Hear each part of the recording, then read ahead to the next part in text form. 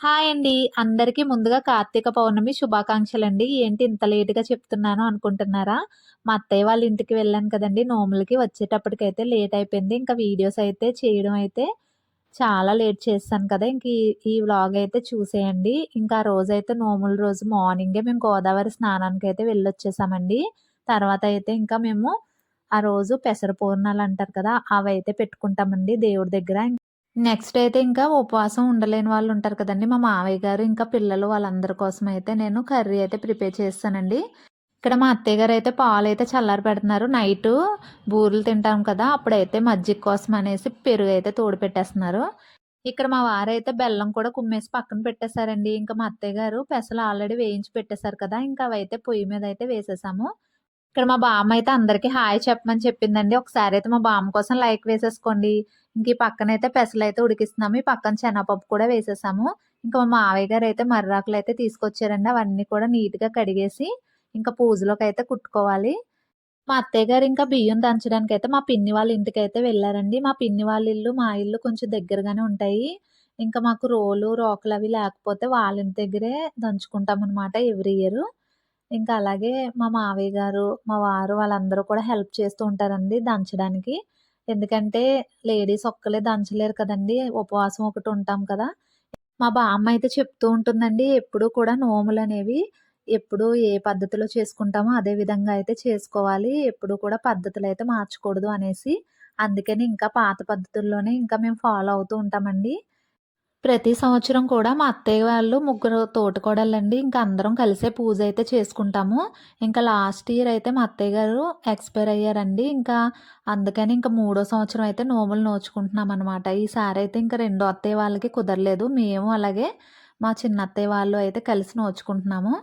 ఇక్కడ మా పిన్ని కూడా హెల్ప్ చేస్తున్నారండి. మా పిన్ని అంటే మా మావయ్య గారు వాళ్ళ సిస్టర్ అనమాట. వీళ్ళు కూడా ఊర్లోనే ఉంటారు. ఈవిడ ప్రతి దాంట్లో మాకు హెల్పింగ్ అయితే చేస్తూ ఉంటారనమాట.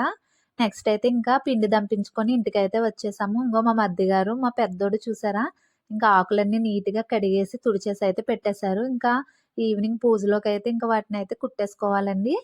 ఇంకా మా అత్తయ్య గారైతే పిండి దంచుకొని వచ్చేసారు కదా! ఈ లోపైతే నేను మినప్పిండి అయితే ఆడేసి ఉంచానండి. వచ్చిన వెంటనే ముందైతే దేవుడి దగ్గర బూరెలు ఉంటాయి కదా! వాటికైతే పిండైతే కలిపేస్తున్నాము. ఇక్కడ నాకు బూరెల పిండి ఎలా కలపాలనేది అంత ఎస్టిమేషన్ అయితే తెలీదండి. ఇంక మా అత్తయ్య గారిని అడుగుతూ ఇక్కడ డైరెక్షన్‌లో అయితే కలుపుతున్నాను. ముందుగా అయితే దేవుడి దగ్గర నైవేద్యంగా పెట్టే బూరెలకైతే పిండైతే కలిపేసానండి. మేమైతే ఇప్పుడు దంచాం కదా! ఆ పిండి మట్టుకు దేవుడి దగ్గరికైతే వండుతాము. ఇంకా బయట వాళ్ళకి పంచడానికి మాత్రం శనగపప్పు బూరెలుంటాయి కదా! వాటికైతే బయట ఆడించేస్తామండి పిండి.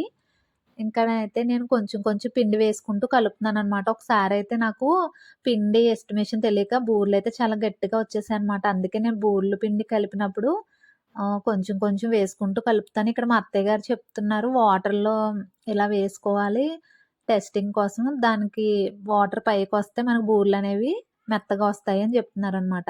అది గనక పిండి లోపలికి వెళ్ళిపోతే బరువైపోయి కిందకి వెళ్ళిపోతే మాత్రం బూరెలు చాలా గట్టిగా అయిపోతాయని చెప్తున్నారు. నేనింకా అక్కడ కొలతది ఏం చూసుకోకుండా కొంచెం కొంచెం వేసుకొని, ఇంకా బూరెల పిండయితే కలిపేసానండి.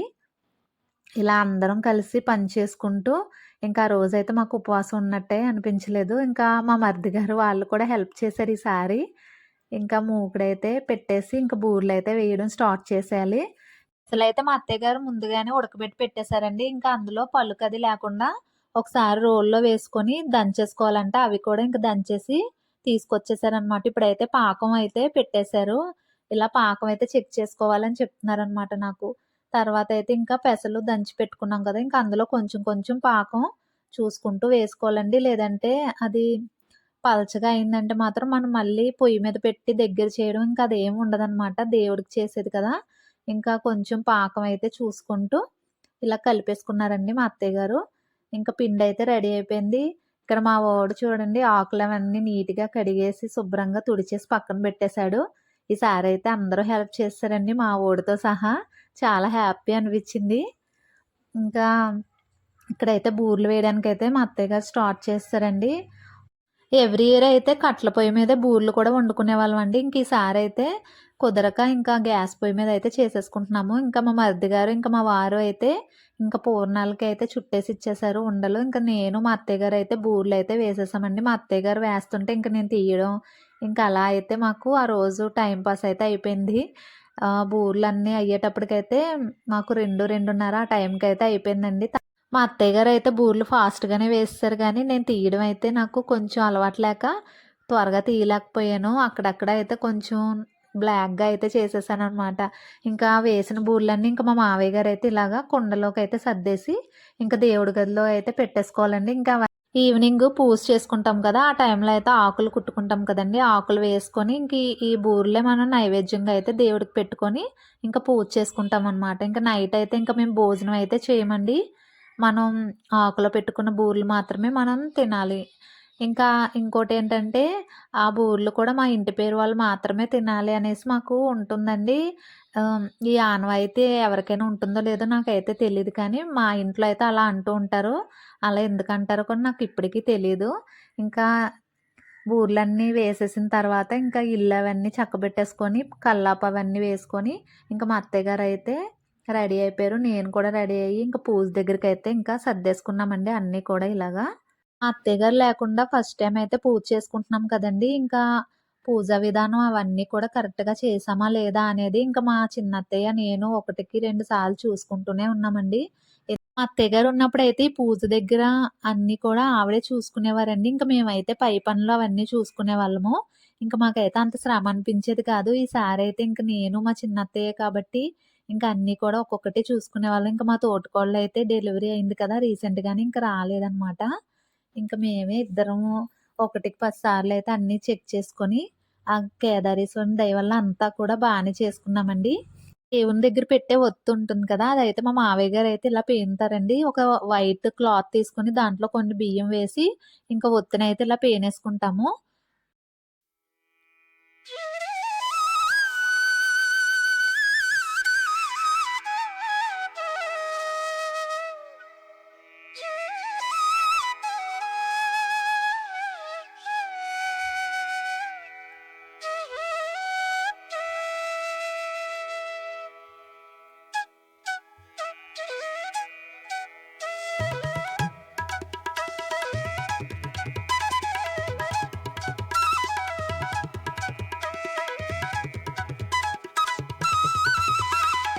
నెక్స్ట్ ఇక్కడ చూపిస్తున్నాను కదండీ బాక్సు. ఇందులో అయితే మా పాత తోరణాలయితే ఉంటాయి.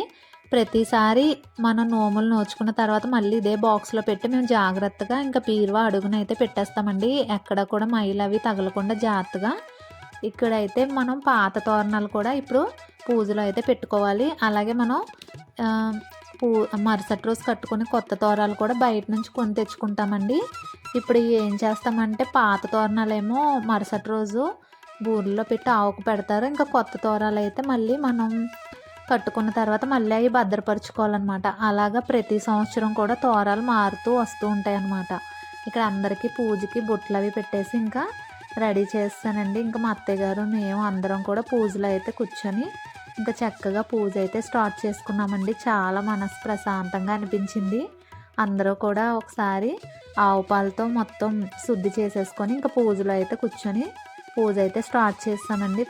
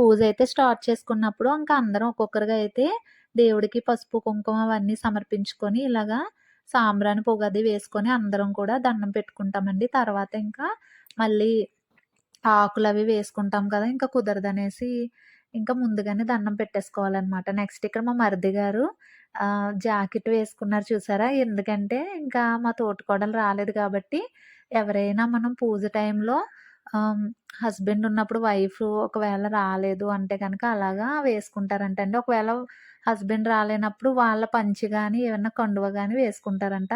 మా ఇంట్లో అయితే అది పాటిస్తాము. ఇంకా నెక్స్ట్ అయితే ఇక్కడ ఆకులు అన్నీ ఒక్కొక్కరుగా వేసేసుకొని ఇంకా నైవేద్యం అయితే పెట్టేసుకుంటున్నామండి.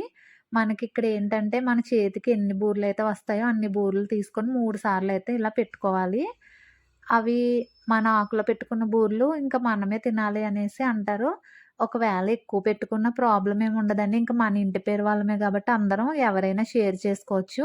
ఇంకా అందరం ఒక్కొక్కరుగా కూడా ఇలా పెట్టేసుకొని పూజ అయితే స్టార్ట్ చేసుకోవాలనమాట. ఇంకా మా మరిది గారు, మా బామ్మ, ఇంకా మా చిన్న మరిది గారులు ఇంకా అందరూ కూడా ఒక్కొక్కరుగా పెట్టేసుకుంటున్నాము.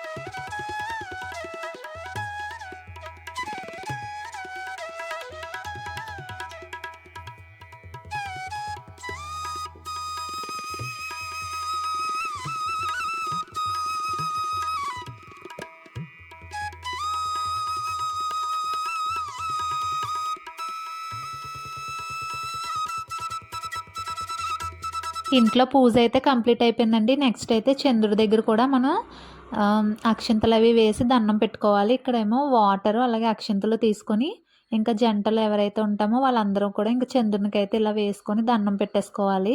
అందరూ కూడా ఇలా చంద్రుడి దగ్గర కూడా దండం పెట్టేసుకున్న తర్వాత ఇంక టెంపుల్‌కైతే వెళ్తామండి. ఇంకా ఆ రోజు కార్తీక పౌర్ణమి కాబట్టి ఇంకా 365 ఒత్తులు కూడా ఇంకా ఆ రోజే వెలిగించేసుకుంటాము. నెక్స్ట్ వీక్ అది కుదురుతుందో లేదో అని ఇంకా ఎవ్రీ ఇయర్ అయితే ఇంక గుడి దగ్గరైతే వెలిగించేసుకుంటామన్నమాట.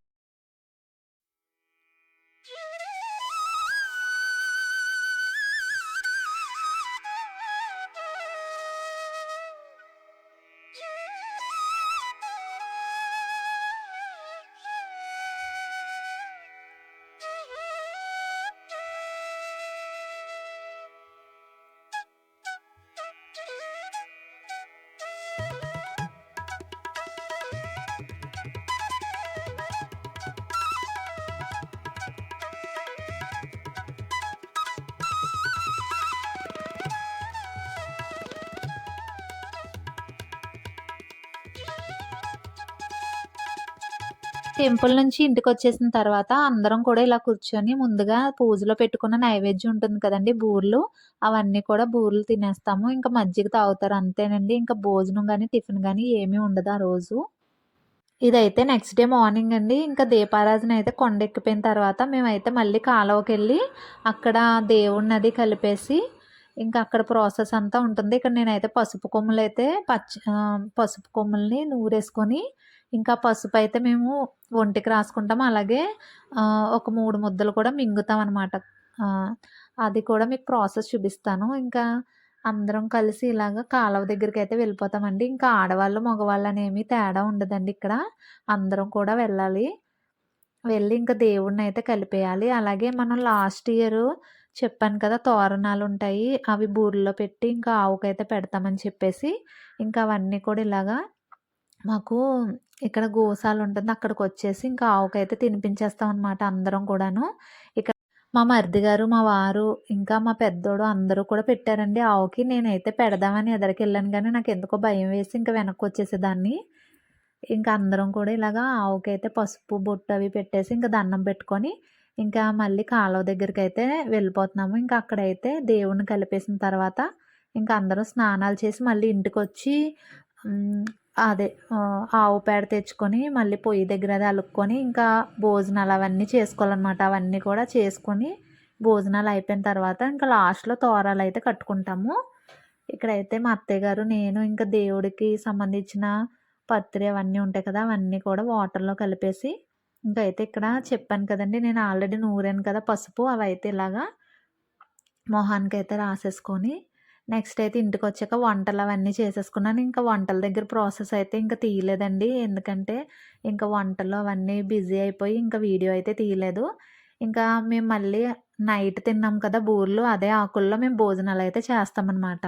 ఇవన్నీ కూడా భోంచేసేసిన తర్వాత ఇంకా బయట వాళ్ళకి కూడా కొంతమందికి చెప్పుకుంటాము. అందరం భోంచేసాక ఇంకా నైటు చెప్పాను కదా! కుండలో పెట్టిన బూరెలు వాటిలోనే అన్నము, పప్పు అవన్నీ వండుకుంటాము. అందరం కలిసి ఇలా భోంచేసేసిన తర్వాత ఇక్కడే మేము తోరాలవి కట్టేసుకొని, ఇంకా తోరాలు కట్టుకున్న తర్వాత నుంచి మాకు ప్రాసెస్ అయితే అయిపోతుందండి. మాకైతే ఇలా ఉంటుంది మా పూజా విధానం. మీలో కూడా ఎవరికైనా ఇలా ఉంటుందా లేదా అనేదైతే కామెంట్‌లో అయితే చెప్పండి. నెక్స్ట్ అయితే ఇంకా భోజనాలయిపోయాయండి. తర్వాతయితే ఇంక అందరం కలిసి ఇలా కూర్చొని ఇంక తోరాలైతే ఇక్కడ ఒకళ్ళకి ఒకళ్ళు కట్టేసుకోవాలనమాట. అంటే మూడైతే వేయరు. జస్ట్ ఇలాగా ఒక నాట్‌లా పెట్టేసుకోవడమే. ఇంకా ఆడవారికైతే ఎడమ చేయికి కట్టుకుంటాము. మగవారికైతే కుడి చేయికి కట్టుకుంటాము. ఇంకా మా పూజా విధానం అయితే ఇదండి. నాకు తెలిసి మేమైతే ఇలా చేసుకుంటాము. మీలో ఎవరైనా ఇలాంటి పద్ధతులైతే పాటిస్తారా లేదా అనేదైతే నాకు కామెంట్‌లో అయితే షేర్ చేయండి. అలాగే ప్రతి సంవత్సరం కూడా మా కుటుంబం అంతా ఇలాగే కలిసి చేసుకోవాలని ఎప్పుడూ కూడా ఆ భగవంతుడినైతే కోరుకుంటున్నానండి. ఎందుకంటే ఉమ్మడి కుటుంబాలనేవి కనుమరుగైపోతున్నాయి కదా ఈ రోజుల్లో.